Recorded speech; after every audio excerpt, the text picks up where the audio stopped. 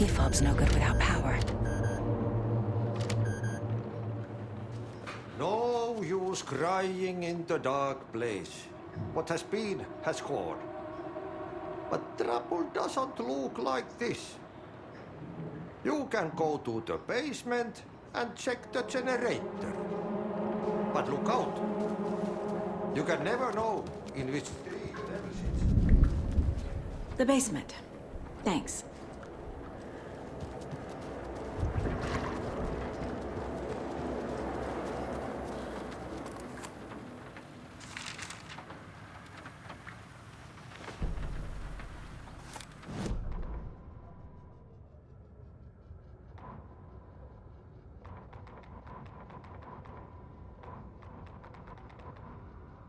Odin Anderson stirred in his bed, his vision hazy, smudged. He felt weighted down by an ocean of dark water. Through the haze, he made out Saga. Odin felt useless. He wished he could tell Saga how his silly faces made her smile when she was young, too young to remember. Odin used to joke that Tor was her grandfather, but he was the Allfather. He smiled at the memory. Odin was the kinder of the Anderson brothers. Tor lacked patience, more volatile.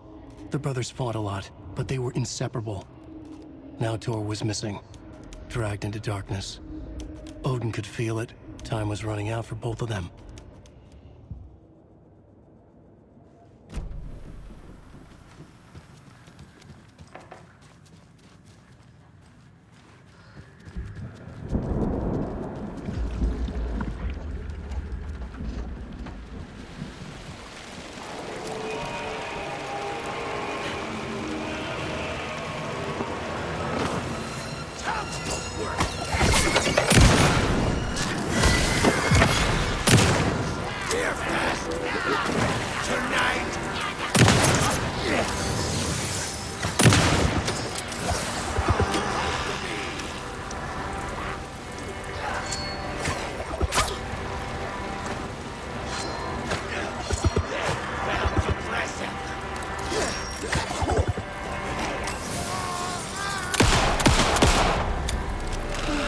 Good job, Saga.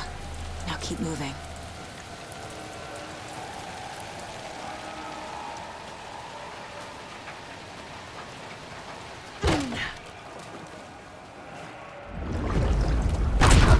Shit. I need to get the power back on.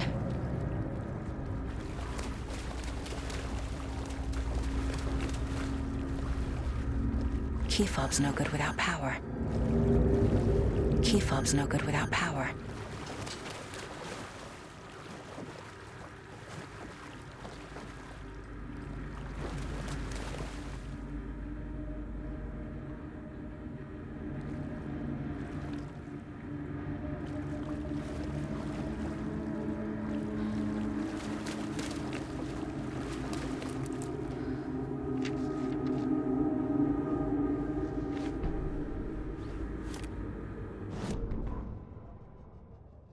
Wheeler used to be the agent of a manic-depressive celebrity writer, Alan Wake.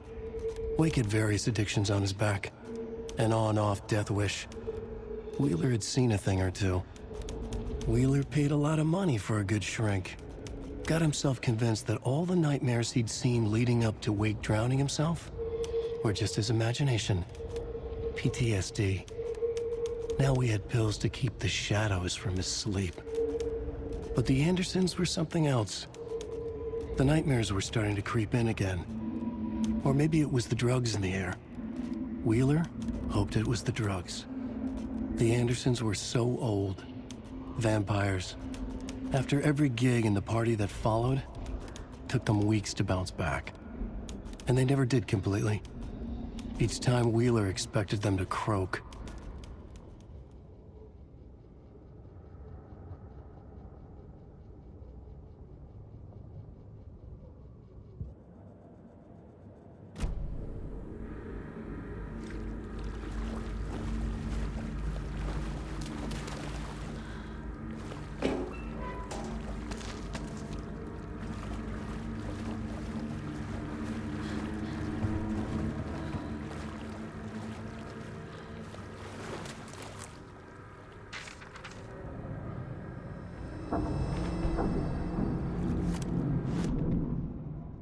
Emmett Elwood had had enough. All his life, he'd been surrounded by the same small-minded, impolite, ignorant people in town. Their endless gossip, their nose-picking, chewing food with their mouths open, not washing their hands after visiting the restroom, and touching things. Touching everything. The world was going to hell. He'd watched day after day how all the nice things in life in Bright Falls were spoiled and ruined forever. There would be a just and terrible reckoning. Emmett had imagined many times how he'd make them pay. He had lovingly tended his anger, made it grow hotter. It was out in the open now. Ugly and slobbering, they reached at him with their unwashed hands. He'd beat them down, beat them until they no longer moved. And then he'd wash his hands with a strong antibacterial disinfectant.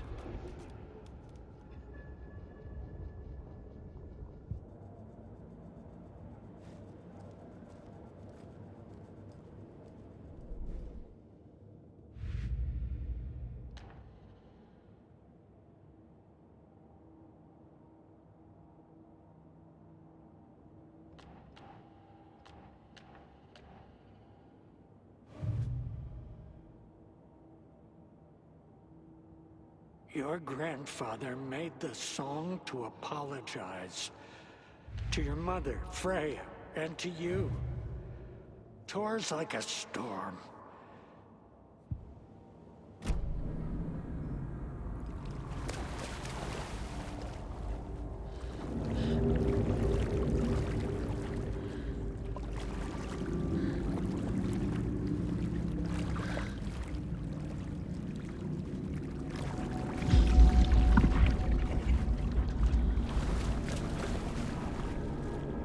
Power's off.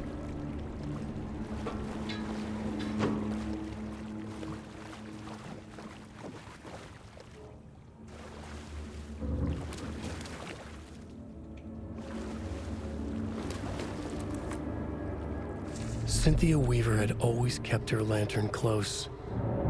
Someone in the bathroom with her. In the dark. Dark water pressed itself into her. She screamed. Cynthia Weaver hated being old. She'd been a doer, a fighter. Now the bathroom frightened her, afraid she'd break her hip, like Norman. Cynthia had always kept her lantern close, to hold the darkness at bay. "Oh dear, my lantern. I think I've lost it," Cynthia said. "This will put a smile back on your face, my dear," a voice said. A man's voice. Someone in the bathroom with her. In the dark. The light bulb had blown. She meant to replace it days ago. How could she forget? She had slipped getting out of the tub. She lay in the tub now. She lifted her hand. It looked wrong. Too many hands. In a black void with no sense of up or down, she was underwater. A dark shape pushed her down. Dark water pressed itself into her. She screamed. It came out in bubbles.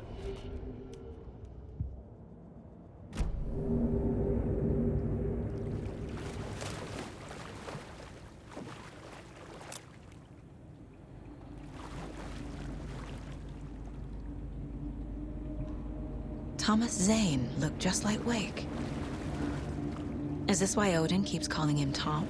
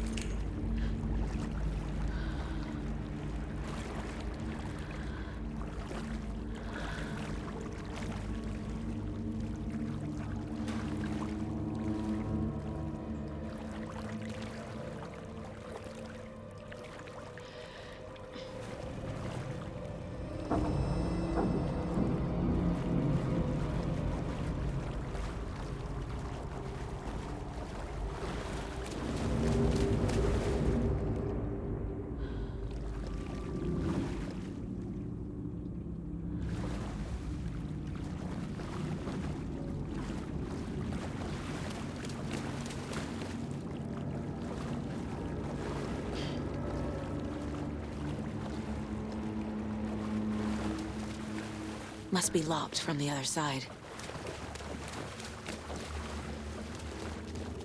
Fuse is blown.